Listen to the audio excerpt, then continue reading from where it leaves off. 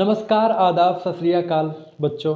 मैं अजय प्रकाश अपने YouTube channel सूरसती classes में आप सभी का हार्दिक स्वागत एवं अभिनंदन करता हूं और आशा करता हूं कि आप सभी अपने घरों पर स्वस्थ एवं मस्त होंगे। बच्चों, ठंड बहुत ही कड़ाके की पड़ रही है। आप सभी अपनी रजाइयों में घुसकर ऑनलाइन क्लास के माध्यम से पढ़ते रहिए।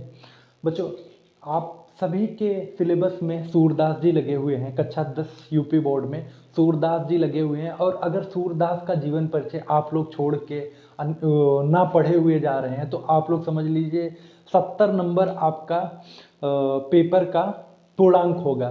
70 में से आप 65 ही कर पाएंगे अगर सूरदास जी को नहीं पढ़ा तो। बच्चों, आप लोग 5 नंबर से वंचित ना रह जाएं, इसी कारण मैं अपनी वीडियो को लाया हूं आप सभी के समक्ष में। तो आप लोग इस वीडियो को बहुत ही ध्यानपूर्वक देखें, समझें और लिखने की प्रैक्टिस करें बच्चों। और अपने दोस्तों को चैनल को रिकमेंड कीजिए कि सर हैं, सब अच्छा पढ़ा रहे हैं या बुरा पढ़ा रहे हैं, जैसा भी आप सबों को लगे आप लोग अपने दोस्तों को इस क्लास को शेयर कीजिएगा ज़रूर बच्चों।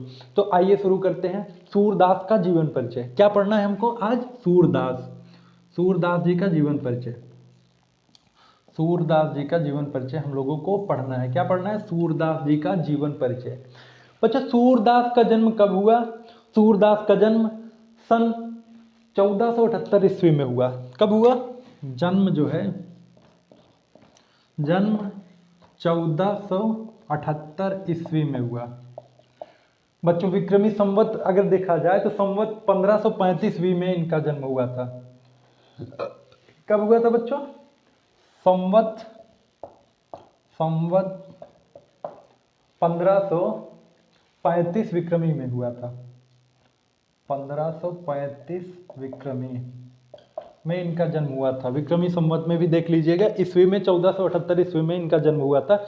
इनका जन्म स्थान कौन सा था? रूनकता था। जन्म स्थान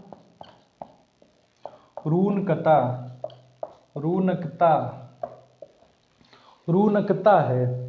और इनके पिता का नाम रामदास सारस्वत है। बच्चों, क्या है इनके पिता का नाम?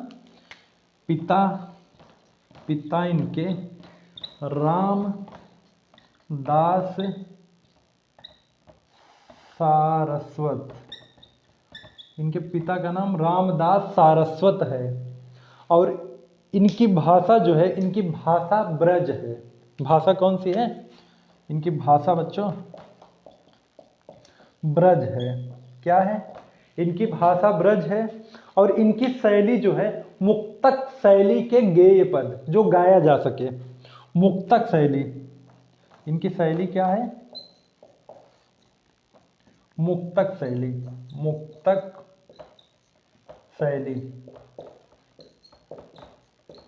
गेय पद गाने के योग्य, गेय पद गाने के योग्य। बच्चों, अब इनकी रचनाओं के बारे में जानेंगे। इनकी 3 ही रचनाएं हैं, सूरसागर, सूर सरावली और साहित्य लहरी। इनकी रचनाएं 3 ही हैं, तीनों बहुत ही इंपॉर्टेंट है। आप लोग याद करके रखिएगा और तीनों को लिख के आना है। इनकी रचनाएं 3 हैं। आइए देखते हैं रचनाओं के बारे में। रचनाएं सूर सागर, सूर सरावली,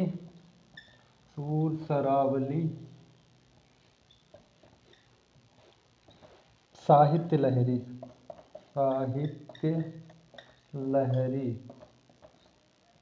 सूर सागर, सूर सरावली, साहित्य लहरी इनकी रचनाएं हैं। बच्चों, इतना लिखना है। उसके बाद आप लोग ऐसे शुरू कर दीजिएगा, जीवन परिचय की हेडिंग डालने के बाद ये जरूर लिखिएगा ऐसे: अष्टछाप के सर्वश्रेष्ठ कवि, भक्ति काल के सगुण काव्य धारा के कृष्ण भक्ति काव्य के प्रमुख कवि सूरदास जी का जन्म सन 1478 ईस्वी में रूनकता नामक गांव में हुआ। ऐसे लिखना है। और लिखेंगे इनके पिता का नाम रामदास सारस्वत था। ठीक है बच्चों। और उसके आगे लिखेंगे सूरदास जन्मांध थे या नहीं, इसका जो है इसकी कोई प्रमाणिकता नहीं है। कुछ विद्वान इससे संबंधित बातें कहते हैं कि ये जन्मांध थे, कुछ बोलते हैं ये जन्मांध नहीं थे, बाद में बचपन में किसी कारणवश ये अंधे हो गए अर्थात सूर हो गए। ये बचपन से ही विरक्त हो गए थे और गऊ घाट में रहकर विनय के पद को गाया करते थे। गऊ घाट में रहकर ये विनय के पदों को गाया करते थे।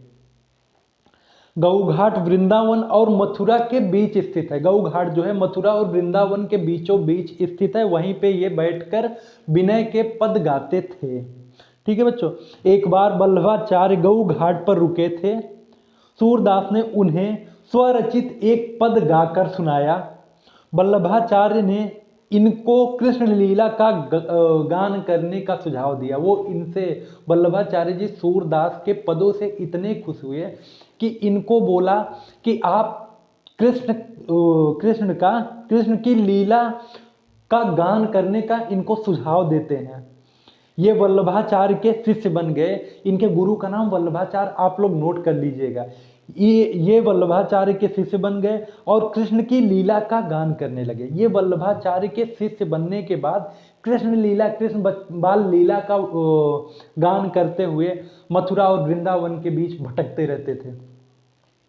वल्लभाचार्य ने इनको गोवर्धन पर बने श्रीनाथ जी के मंदिर में कीर्तन करने के लिए रख दिया। वल्लभाचार्य के पुत्र विट्ठलनाथ, वल्लभाचार्य के ही पुत्र हुए विट्ठलनाथ। विट्ठलनाथ ने अष्टछाप के नाम से सूरदास सहित 8 कवियों का संगठन किया, जिनमें सूरदास जी अष्टछाप के कवियों में प्रमुख स्थान रखते हैं। इनकी मृत्यु गोवर्धन के पास पारसौली ग्राम में 1883 ईस्वी में इनकी मृत्यु हो गई। सूरदास के सभी पद जो हैं गेय हैं, जिनको गाया जा सकता है। सूरदास के सारे पदों को गाया जा सकता है और वे किसी न किसी राग से संबंधित है। इनके जितने भी पद हैं वो किसी न किसी राग से संबंध रखते हैं। सूरदास के पदों का संकलन सूरसागर, सूरसारावली, साहित्य लहरी के नाम से रचनाएं हैं। यह प्रसिद्ध है कि सूरसागर में 1.25 लाख पद हैं। यह बहुत ही प्रसिद्ध है कि सूरसागर में 1.25 लाख पदों का संकलन है बच्चों, पर अभी तक केवल 10,000 पद ही प्राप्त हो पाए हैं। सूरसारावली कथावस्तु, भाव, भाषा, शैली और रचना की दृष्टि से निस्संदेह सूरदास की प्रमाणिक रचना है। इसमें 1107 छंद हैं। साहित्य लहरी सूरदास के 118 दृष्टिकूट पदों का संग्रह है। बच्चों मात्र इतना लिखना है आप सभी को, आपकी झोली में 5 नंबर फट से आके गिर जाएगा। आप सभी से निवेदन है कि आप सब खुद देखिए इस वीडियो को और अपने मित्रों को भी शेयर कीजिए। उनको भी बताइए कि आप लोग सूरदास का जीवन परिचय कतई छोड़ के ना जाएं। इसको पढ़ के, इसको याद करके, इसको रट के ही जाएं एग्जाम हॉल में। बच्चों ये बहुत ही इम्पॉर्टेंट कवि हैं, जीवन परिचय की दृष्टिकोण से आपके परीक्षा में जरूर पूछा जाएगा। बच्चों एक नोटिस है आप सभी के लिए, कल सुबह 9 बजे आप सबकी लाइव क्लास चलेगी, जिसमें आप सभी को जो बहुविकल्पीय प्रश्न पूछा जाता है उसका प्रीवियस ईयर का संकलन दिया जाएगा, मतलब पढ़ाया जाएगा लाइव क्लास में। तो आप सभी जुड़िएगा और अपने मित्रों को भी सुझाव दीजिएगा कि वो लोग बहुविकल्पीय प्रश्नों के संकलन में भाग लें, जिससे कि उनका एक भी नंबर ना कटने पाए। ठीक है बच्चों, धन्यवाद, नमस्कार, जय Shri Ram, bye bye, good night.